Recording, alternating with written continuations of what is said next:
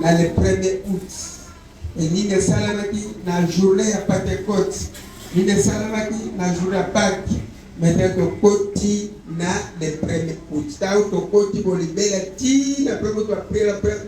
Yo senga compression o ane mususu ane accomplissement et sengeli muke bénéficier na chaque action égoïste. Rokani lelo esengeli batordi kabakangama lelo esengeli kokote na journée me kote kotema na ope pese ne mona kati ya ndako oyo kote katara journée pa ko kufa ko sekwa na ye akufa na ndako na paseko na kati na mo fa jour soki o respecter o pa jour ko mona ele mokati na yo monimo kita na jour pa to pe kita kati ya mo pe ka mo la pe de bota na yo donc ani révélation à Saint-Esprit pour la date à Pentecôte paye à couronnement Seigneur Jésus-Christ. La date oyo molimo a été réveillé en mort dans Thomas Jacob foi. Le 1er mai. Et la date oyo Seigneur Jésus-Christ a été ça na apôtre na ye parce que de Jérusalem pour le conseil de molimo santo. Luc 24 verset 15. Date mususu le 6 mai. Et la date au molimo au santo et qui était là comme apôtre, mais c'est Jésus-Christ azalaka na bango en esprit qui le 30 mai. Acte 2 verset 1 à 13. Le 30 mai, et la date où c'est Jésus-Christ a quitté l'espace pour la côté pour l'un sabbat où il va paradis d'Abraham. À Salaka 4 jours pour la côté à Bango et puis par jour où il est étikali pour la boucle à force de somabe puis pour la cambre à Angelo ensemble au bakanga espace puis pour libérer l'esprit bateau au bakanga depuis la première génération. Le 1er août et la date où il balade ce qui c'est Jésus-Christ couronne le colon dans Nzambe Tata. Notez bien, il réunionso et Saint-Jésus-Christ a salaki dans 3 mois dans Mokili après qu'on s'est connecté avant Amata dans l'Ikolo.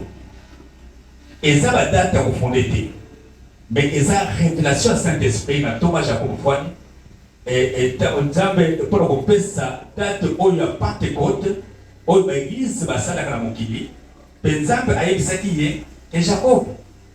La pression va frère badate oyo ngai. Badate oyo beaucoup de gens la Bible moi mon ngo après Pâques Saint Jésus-Christ azalaki na ye na mokili mais en esprit. Mais jour à Pentecôte Saint Jésus-Christ azalaka discipliné en esprit. Alors mon ekitaka le 6 mai jour à Pentecôte. Molimo esalaka 21 jours, même basengi ya moté ezako kitaka chaque jour ya moko. Alors ange moko azako kita et pour ko pesa molimo santo na ba disciple. Ezalaki ko sala mabongo pour yemoko Seigneur Jésus-Christ azaka na nona bango en esprit. Après 21 jours, Seigneur Jésus-Christ azaki na bango ressuscité. Nzambe ayaki kotina 7000 anges. Et chef de Mango est un ange trahi. Pour le coup, Panza Molimo na mokili mobimba. Après Molimo, est un soutien au Kitapamba Pamba. Yahoo est comme un tir de Oyo. Il faut que 5 Molimo pour Akita. Après le 30 mai, Ayake Bolongo na mokili. Père Kédé na espace. Kuna asalaki 1 mois. 4 jours pour le côté, pour le sabato Oyo. Il na pas de femme. Te ba jour susu pour la kupunga ba force nyonso mabe te ko libérer ba ange nzambe o bazaka okanga na espace et te ko libérer ba esprit ba to okanga na espace depuis la première génération. Atako sisaki makambo nyonso na espace sima akedeke na planète soleil, planète de purification. Et sa planète oyo ba prophète nyonso oyo ba longaka ba lekelaka pour la purification. Seigneur Jésus-Christ a l'éclat qui paie et pour le tika nyonso o azaki nango na mokili. planète wana ba oyo belekela kuna basaka 1000 ans pour bakoma na planète wana kasi c'est Jésus-Christ ye asalaki milliarité mais asalaka 30 minutes pour la Jésus-Christ mais ba prophète basalaka 1000 ans alors 30 mois pour la biso na se ya mokili oyo azali kotambola likolo ya tapi moko ya rouge eza ya royaume des cieux ba ange lo ebele bazalaki na nzela mpe nzela ba ange bazalaki kolatisa ye biloko nsima na ye azalaki mpe entouré na ba ange lo mosusu ange mikaela ayaki kopesa ye drapeau ya les 5 continents mpe na bapays nyonso mokili drapeau wana ezalaki na 4 mètres de largeur et na 7 mètres de longueur. Sima ange Mikaela, ange Raphaël ayaki pona koyamba Seigneur Jésus-Christ. Ange Raphaël alatisaki mpe sapato en or. Ange Gabriel ye alatisaki ba bracelet en or. Ange Mikaela ye alatisaki ye bilamba ya pembe. Pe ange Raël na groupe na ye 1 million d'anges. Bazaki kobwaka ba fleur et ba couleur de nyonso. Pe ange Anel entre parenthèses arc-en-ciel a se présentaki lokola arc-en-ciel yango mpe bapesaka ye kombo ya arc-en-ciel. Bato bakomparaka ye na oyo ya mokili. Ezalaka na 7 couleurs elakisi 7 esprits ya Nzambe. Ange oyo, ange Anel, ye nde apesaki ye livre ya mokili mobimba ekombo bakombe bato wuta na première génération ti na 3e génération. Livre yango eza 6,700,000 pages. Seigneur Jésus-Christ azalaki kotambola na dégâts du corps. Moko azalaki na 4 miso. Mpe mosusu ange ya bosantu balataki lokola basoda romain. Bagarde du corps wana bapesaki ye bagant en or elakisi azongi le pouvoir na ye likolo. Ange Torbier aza chef bachérubin nyonso oyo ayaki kopesa ye épée epesaka 1650 tonnes. Abraham alatisaki ye chaînette en or. Abraham azalaki entouré na 700 prophètes oyo balongola mokili. Kasi Abraham azalaki représenté ba prophète nyonso wana. Alors ba ange ya service ya protocole ya Nzambe bapesaki ye kopo en or. Na kati ezalaki na vino elakisi makila na ye oyo esopani na kulusu. Mpe asobaki vino wana na livre oyo bapesaki ye. Mpe Nzambe alobi na ye lokola longi mawa na ngai ekiti na mokili. Mpe alobi na ye lisusu ndenge osopi makila na livre oyo ndenge wana mpe kombo na yo na ekoyebana na mokili mobimba. Sima 4 chevaux bawutaki la 3e siècle, la chambre numéro 757, bakoma chambre de compassion. La 4 chambre wana kuna Nzambe abomba ba angelo oyo bakoya pour détruire mokili oyo. Pe bantouré ye 3 fois après bakiti na mokili. Babongo wana ki bakoma ki ba angelo. Ba tiaki globe terrestre na 4 na bangota nazo kita. Bazako yeba nzembo ya adoration mbala moko moto ebimaki pe moto wana ekeneki ti na royaume des cieux ti na maboko ya Seigneur Jésus-Christ na place beteki baseti. Sima Seigneur Jésus-Christ atindi ange Mikael na Pierre. Abraham alongolaki biloko na miso.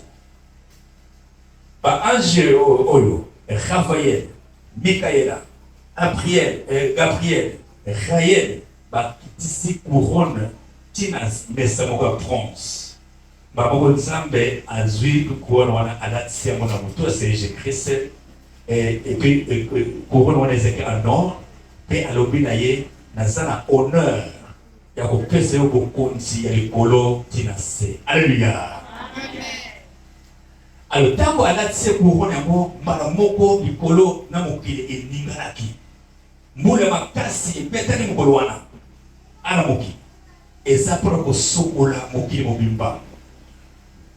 Après mbula akomaki kotala bamabe ya mokili oyo livre oyo apesaki ye bakombo ya bato komanda ya première génération ti le oyo ekomoma kuna. Livre wana eza lokola télévision ntango ofongoli yango makambo nyonso ya malamu na ya mabe ekomoma mpona moto wana makambo nyonso wana il faut ça en principe 80%. Alors soki bolamu elekani jusqu'à 70% pe mabe 10% okota na bamesio.